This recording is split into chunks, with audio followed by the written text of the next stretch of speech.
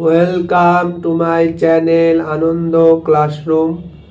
আমার চ্যানেল আনন্দ ক্লাসরুমে সকলকে স্বাগত, সকলকে নমস্কার জানিয়ে আজকে আমি স্ট্যান্ডার্ড 2 এর ইংলিশের যে টেক্সটটা আমি গতকাল শেয়ার করেছিলাম, trees and plants hour neighbours, সেই টেক্সটারই এক্সারসাইজ যেটা আমি শেয়ার করতে চলেছি। অতএব কোথাও অসুবিধা হলে তোমরা কমেন্ট বক্সের মাধ্যমে জানিও। আর ভিডিওটাকে যদি ভালো লাগে অবশ্যই চ্যানেলটাকে লাইক এবং সাবস্ক্রাইব করতে ভুলো না। তো চলো শুরু করা যাক। এবার দেখো, আমি এই টেক্সটটা নিয়ে আলোচনা করেছিলাম, সেই টেক্সটের এক্সারসাইজ নিয়ে আলোচনা করতে চলেছি। তোমাদের যদি ভিডিওটা ভালো লাগে অবশ্যই চ্যানেলটাকে লাইক এবং সাবস্ক্রাইব করতে ভুলো না। তো চলো শুরু করা যাক। দেখো, প্রথমটা বলছে রাইট ট্রু অর ফলস। 1 আর 2 সলভ হয়ে গিয়েছে। এবার দেখো আমরা 3 দাগ সলভ করে নেব। বলছে 3 এর এ, উই শুড নার্স ট্রিজ, আমাদের উচিত গাছের পরিচর্যা করা বা সেবা শুশ্রূষা করা, এটা ট্রু হবে।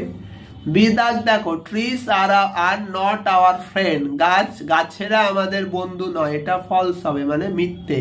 ট্রু মানে হলে সত্যি আর ফলস মানে মিথ্যা। আচ্ছা, তারপরে দেখো সি দাগ, trees give us many useful things, গাছ আমাদের অনেক প্রয়োজনীয় জিনিস দেয়, এটা ট্রু হবে।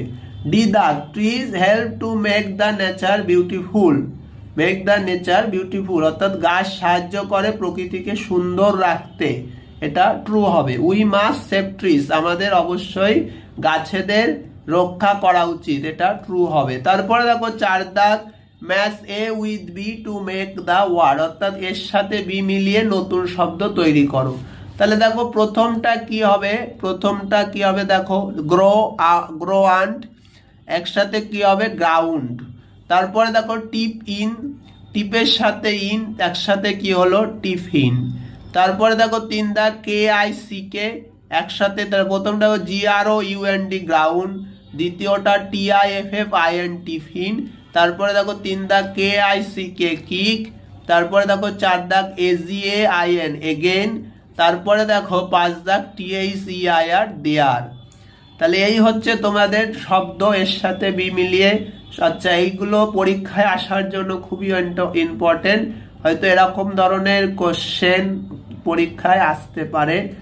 আচ্ছা, এইবার দেখো 5 দাগ, underline the nouns from the following sentence, অর্থাৎ নিম্নলিখিত বাক্যগুলো থেকে নাউনের নিচে দাগ দাও। তাহলে দেখো he is kicking the ball, এখানে নাউন কোনটা? বল।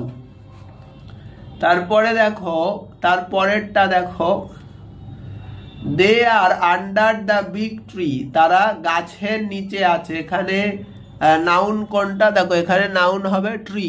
তারপরে দেখো সি দাগ, নরেন ইজ এনজয়িং ফুটবল, এখানে নাউন কোনটা? এখানে হবে নরেন আর ফুটবল।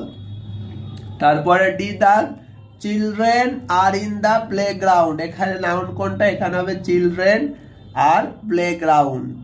আচ্ছা, এখানে পরেরটা দেখো, দা স্কুল উইল বি স্টার্টেড সুন, এখানে নাউন কোনটা? এখানে নাউন হবে দা স্কুল। তো একটা স্টার্টেড সুন। তাহলে আচ্ছা, এবার দেখো দা বল, এটাকে তোমরা পুরোটাই নাউনের মধ্যে রাখতে পারো, এটাও দেখো দা, বাট এখানে ট্রি, এখানে বল নাউন, এখানে হচ্ছে ট্রি নাউন, এখানে আচ্ছা দাটা আর্টিকেল, ঠিক আছে, বলটা এখানে নাউন, এখানে ট্রি নাউন, এখানে নরেন আর হচ্ছে ফুটবল নাউন। তারপরে দেখো এবার দেখো এখানে চিলড্রেনটা নাউন, আর এখানে পাশে হচ্ছে প্লে গ্রাউন্ড, এটা নাউন, আর দা স্কুল। তো দেখো দা স্কুলের মধ্যে দাটা আর্টিকেল, তো শুধু নাউন বললে এখানে স্কুলকেই বোঝাবে। আচ্ছা, এবার দেখো 6 দাগ, write the present forms of the following, অর্থাৎ নিম্নলিখিত গুলো থেকে বা প্রেজেন্ট ফর্ম বলছে এগুলোর বর্তমান রূপ লিখতে হবে। এগুলো 5টা আছে, দেখো rode, ride, died, dead, got, get, was, is, began, begin, grew, grow. তো এই হচ্ছে তোমাদের সম্পূর্ণ টেক্সট এক্সারসাইজ এখানে শেষ হয়ে গেলো। আর তোমাদের যদি এক্সারসাইজে বুঝতে কোথাও অসুবিধা হয় অবশ্যই তোমরা কমেন্ট বক্সে কমেন্ট করে জানিও। So that's all for today.